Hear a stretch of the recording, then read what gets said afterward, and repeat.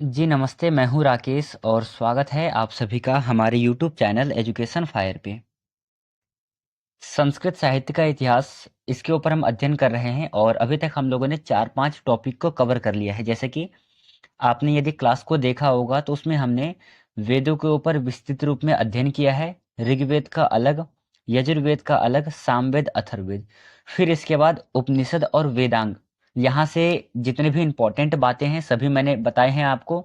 फिर इसके बाद हमने पुराण का भी विस्तृत विस्तृत रूप में अध्ययन किया, रामायण का भी अध्ययन किया विस्तृत रूप में, और आज हम पढ़ेंगे महाभारत। तो आज के इस सेशन में हमारा टॉपिक होने वाला है महाभारत। देखेंगे किस प्रकार से प्रश्न पूछे जाते हैं, कैसे प्रश्न बनते हैं, समझेंगे टोटल विस्तार से। चलिए अपने साथ कॉपी और एक पेन लेकर के बैठना। जहां पर आपको लगे कि लिखना चाहिए वहां पर आप अपने कॉपी में नोट डाउन कर लेना। चलिए इन बातों को ध्यान में रखिएगा। और जिन लोगों ने इससे पहले वाला वीडियो नहीं देखा है, प्लेलिस्ट में सारा वीडियो होगा, जाकर के एक बार देख लो, आपके लिए इम्पोर्टेंट रहेगा। और आपको प्लेलिस्ट ढूंढने की आवश्यकता नहीं है। इसी वीडियो के डिस्क्रिप्शन बॉक्स में जाइएगा, वहां पर आपको हमारा प्लेलिस्ट दिखेगा, उस पर क्लिक करिए, सारा वीडियो आपको इकट्ठा मिल जाएगा। चलिए शुरू करते हैं आज के इस सेशन को। सबसे पहले देखना, शब्द है महाभारत। ठीक है, महाभारत, इसके लेखक कौन है आपको याद रखना है। महाभारत के लेखक है महर्षि वेदव्यास। ठीक है, हम किसी भी काम को प्रारंभ करते हैं तो सबसे पहले भगवान से प्रार्थना करते हैं, मंगल कामना करते हैं कि हे प्रभु, हमारा जो यह काम है निर्विघ्न रूप से संपन्न हो।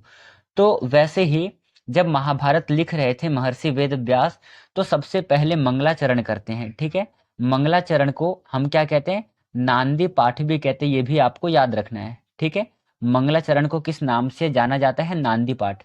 तो पेपर में आपसे पूछ ले कि महाभारत का मंगलाचरण क्या है, तो आप कहोगे नारायणम नमस्कृत्य नरम चैव नरोत्तमम दैवी सरस्वतीम व्यासम ततो जयम उदीरयेत। ठीक है, यहाँ पर थोड़ा सा सही कर लेना, यहाँ पर नरम है। नारायणम नमस्कृत्य नरम चैव नरोत्तमम दैवी सरस्वतीम व्यासम ततो जयम उदीरयेत, ये महाभारत का मंगलाचरण है। और यदि नाम चेंज कर दे, वहां पर मंगलाचरण ऑप्शन में नहीं है और नांदी पाठ ऑप्शन में है, तो भी आपका यही होगा, नारायणम नमस्कृत्य। ठीक है, यहां तक समझ में आया। एक बात याद रखना, यहां से भी प्रश्न पूछा गया है कि महाभारत का प्रथम शब्द क्या है। ठीक है, प्रथम शब्द क्या है, तो आपको याद रखना है नारायण शब्द महाभारत का प्रथम शब्द है। चलिए आगे देखिएगा, आगे है महाभारत का विकास। किस प्रकार जय संहिता से महाभारत बनाइए, यहां तक का सफर हम देखेंगे। तो सबसे पहले महाभारत का क्या नाम था, सबसे पहले जय संहिता नाम था, और इसमें 8800 श्लोक था। ठीक है, और ये किसके द्वारा उद्धृत था, तो ये महर्षि वेदव्यास के द्वारा उद्धृत था। फिर वेदव्यास के शिष्य हुए हैं वैशंपायन। ठीक है, वैशंपायन महर्षि वेदव्यास के शिष्य हुए हैं, और महर्षि वेदव्यास ने जय संहिता को सुनाया किसे, वैशंपायन को। तो फिर महाभारत ने भारत नामक किताब लिखा। भारत मतलब इसका नाम परिवर्तित हो गया, जय संहिता से भारत हुआ, और इसमें जो है 24,000 श्लोक हो गया। फिर वैशंपायन के शिष्य हैं सौती।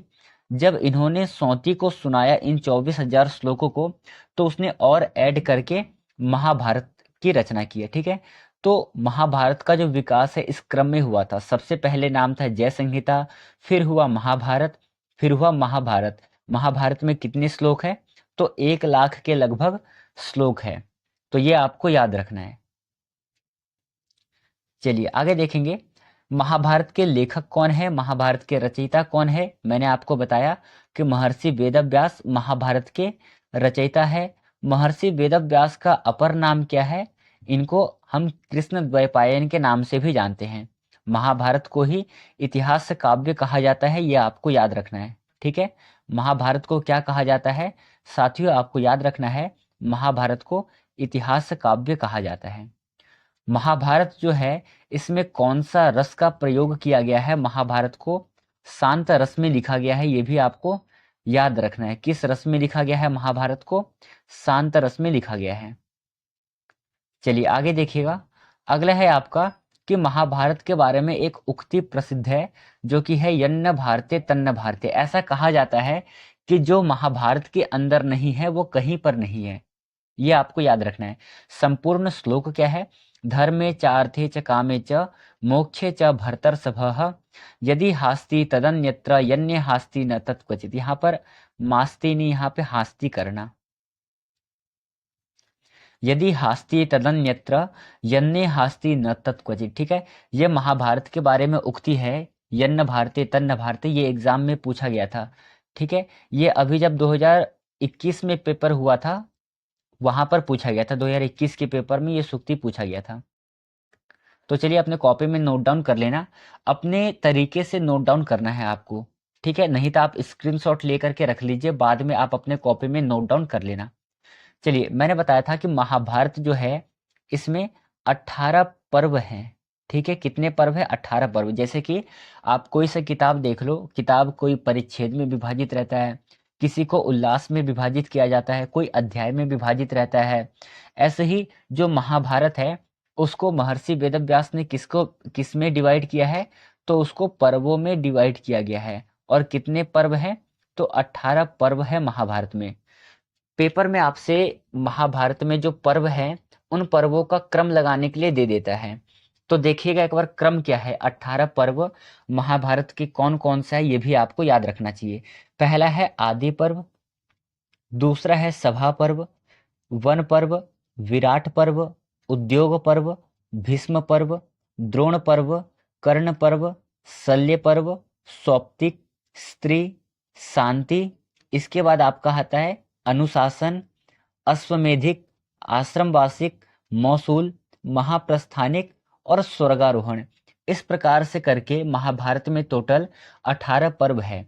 इन 18 पर्वों में सबसे छोटा पर्व कौन सा है? यदि आपसे पेपर में पूछ ले कि सबसे छोटा पर्व कौन सा है तो आपको याद रखना है महाप्रस्थानिक सबसे छोटा पर्व है। अब हम बात करेंगे सबसे बड़ा पर्व कौन सा है? तो शांति पर्व क्या है? सबसे बड़ा पर्व है। ये भी आपको याद रखना है। यहां से 2 प्रश्न बन गया। तीसरा प्रश्न कैसे बनेगा? क्रम लगाने के लिए आ जाएगा। और इसमें एक चीज और देखना, जो आपका उद्योग पर्व है, ठीक है, उद्योग पर्व यहाँ से प्रस्तावना प्रारंभ हुआ है। ठीक है, मतलब कि महाभारत का प्रस्तावना। और जो श्री कृष्ण शांति प्रस्ताव लेकर के आते हैं, राजदूत बन करके आते हैं, वो उद्योग पर्व में ही आते हैं। भीष्म पर्व, भीष्म पर्व में आपने भगवत गीता का नाम सुना है, इसी पर्व से लिया गया है गीता। वन पर्व में कीचक का वध होता है, सॉरी वन पर्व नहीं, विराट पर्व में होता है। ठीक है, कहां पर होता है? विराट पर्व में कीचक का वध होता है, ये भी आपको याद रखना है। विराट पर्व में कीचक का वध होता है। और द्रोण पर्व में द्रोण मारे जाते हैं। ठीक है, द्रोण की मृत्यु होती है द्रोण पर्व में। इसके बाद कर्ण पर्व शुरू होता है। कर्ण जो है 2 दिन तक सेनापति रहता है। शल्य 1 दिन के लिए सेनापति रहता है। ठीक है, शल्य पर्व में ही क्या होता है? जो दुर्योधन है उसका उरुभंग की घटना शल्य पर्व में ही है। तो ये महाभारत के जितने भी पर्व हैं और इससे रिलेटेड जो भी क्वेश्चन बनेगा उसको मैं अगले वाली स्लाइड पे करवाऊंगा। चलिए एक बार ये भी देख लेना 18 पर्व कौन कौन से हैं। अब इसके बाद आप देखना जो सभा पर्व है, सभा पर्व कौन सा था? दूसरे नंबर का पर्व था आदि पर्व, फिर सभा पर्व। सभा पर्व में शिशुपाल का वध होता है, जरासंध का वध होता है और राजसूय यज्ञ होता है। राजसूय यज्ञ कौन करते हैं? तो साथियों आपको याद रखना है कि युधिष्ठिर, युधिष्ठिर जो है वो राजसूय यज्ञ करते हैं। युधिष्ठिर, युधिष्ठिर राजसूय यज्ञ करते हैं सभा पर्व में। इसके बाद वन पर्व में क्या होता है? सत्यवान और सावित्री की कथा उद्धृत है। तो यहां से प्रश्न पूछा गया है, ये आपको याद रखना है कि सत्यवान सावित्री की कथा महाभारत के किस पर्व में है। अगला है उद्योग पर्व। उद्योग पर्व को क्या मानते हैं? महाभारत का प्रस्तावना माना जाता है। श्री कृष्ण इसी पर्व में शांति प्रस्ताव लेकर के आते हैं, हालांकि शांति प्रस्ताव को ठुकरा दिया जाता है और इसी पर्व में विदुर नीति लिखी गई है। विदुर नीति किस पर्व से संबंध रखता है? उद्योग पर्व से। भीष्म पर्व से गीता का संबंध है, और शांति पर्व से पाराशर गीता और हंस गीता उद्धृत है। शांति पर्व जो है ये महाभारत का सबसे बड़ा पर्व है, ये भी आपको याद रखना है। महाभारत का सबसे बड़ा पर्व कौन सा है? शांति पर्व है। और अनुशासन पर्व में क्या होता है? दो किताबें लिखी जाती है, शिव सहस्त्र और विष्णु सहस्त्र। तो ये सभी आपके लिए इंपॉर्टेंट है, आपको अपनी कॉपी में नोट डाउन कर लेना है। हालांकि अभी स्क्रीनशॉट ले लेना, बाद में आप अपने कॉपी में अपने हिसाब से इसे नोट डाउन कर लेना। चलिए, यदि आपको ये सेशन पसंद आ रहा होगा तो आप वीडियो को लाइक करना, सब्सक्राइब करना। सब्सक्राइब मैं इसलिए कह रहा हूँ करने के लिए, ताकि जो भी वीडियो होगा उसका नोटिफिकेशन सबसे पहले आप तक पहुँचे। चलिए यहाँ पर देखिएगा, अगला स्लाइड समझना एक बार। महाभारत को ही लक्षित करके कुछ ग्रंथ लिखे गए हैं, जैसे कि किरातार्जुनीयम, शिशुपाल वधम और नैषधीय चरितम। इन तीनों ही बुक को बृहत त्रयी की संज्ञा दी गई है। ठीक है, बृहत त्रयी। तो बृहत त्रयी में कौन कौन से ग्रंथ आते हैं? किरातार्जुनीयम, शिशुपाल वधम और नैषधीय चरितम। किरातार्जुनीयम के लेखक है आपके भारवी, शिशुपाल वधम के लेखक है आपके माघ, और नैषधीय चरितम के लेखक आपके श्रीहर्ष। नैषधीय चरितम, इसके ऊपर एक टीका लिखा गया है, टीका का नाम है जीवातु टीका। शिशुपाल वधम के ऊपर टीका लिखा गया सर्वांग कसा टीका, और किरातार्जुनीयम के ऊपर टीका लिखा गया है घंटापथ। किरातार्जुनीयम में कितने सर्ग हैं? इसमें 18 सर्ग हैं। शिशुपाल वधम में 20 सर्ग हैं। नैषधीयचरितम में 22 सर्ग हैं। ठीक है, इतना आपको याद रहेगा। ठीक, चलिए आगे चलते हैं। आगे है, इसी को लक्षित करके कुछ ग्रंथों की रचना की गई है। जैसे कि मैंने आपको बताया था, जो भास है, भास के 13 नाटक प्रसिद्ध है, 13 ग्रंथ लिखे हैं भास ने। और इसका प्रमाण हमें कहाँ से मिलता है? तो यह त्रावणकोर से मिलता है। कहाँ से मिलता है इसका प्रमाण? हमें त्रावणकोर से मिलता है। अब आप कहोगे कि ये त्रावणकोर कहाँ पर है? तो ये त्रावणकोर केरल में है। हमें किसने ये बताया था कि इसके विषय में जानकारी मिलती है? तो आपको एक नाम याद रखना है, टी गणपति शास्त्री। ठीक है, टी गणपति शास्त्री ने हमें इसके बारे में बताया था। किसके? भास के बारे में। अब जो महाभारत है इसको लक्षित करके इन्होंने 7 ग्रंथ लिखे हैं। कौन कौन से हैं आप देखना? दूतवाक्य, कर्णभार, दूत घटोत्कच, मध्यम व्यायोग। मध्यम व्यायोग के बाद है आपका पंचरात्र, उरुभंग और बालचरित। तो यहां से गिनना 1 2 3। ठीक है, 4 5 6 और ये 7।